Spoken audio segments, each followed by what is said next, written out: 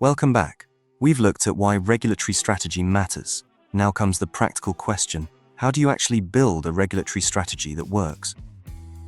The goal isn't just to pick a pathway. It's to align product design, evidence, timing, and market priorities early enough to support a smoother route to approval. An effective regulatory strategy has 7 core components. First, classify the product correctly and choose the most suitable pathway. For combination products, that means understanding the primary mode of action and how regulators are likely to view the product. Next, prioritize your target markets early. The US, EU, and other regions can differ on classification, evidence expectations, and submission routes, so geography shapes strategy from day one. Component 3 is build a generational evidence plan that maps what clinical, analytical, and manufacturing evidence each target regulator requires. Identify gaps early.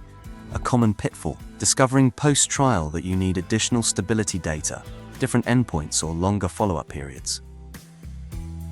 Track guidance updates, precedent approvals, and emerging requirements. Regulatory landscapes shift. The device requirements today may not be the requirements when you submit in 18 months. Plan your interactions with regulators. Pre-submission meetings aren't optional, they're strategic tools. Use them to align on clinical protocols, submission formats, and approvability criteria.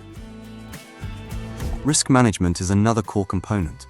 Look at product, clinical, manufacturing, and use-related risks together. What's your contingency if the FDA issues a clinical hold? Map scenarios and mitigation strategies.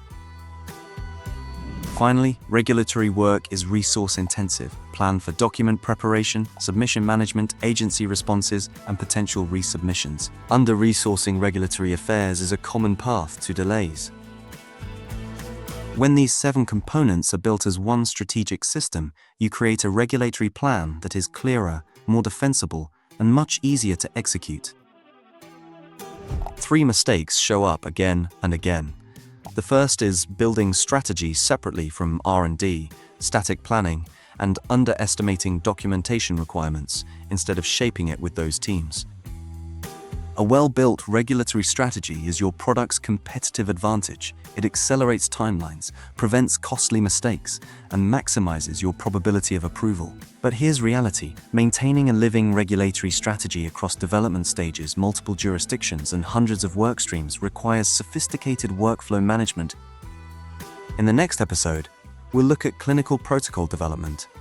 And if you want more structure in your planning process, explore Regara's strategic planning tools at regara.ai.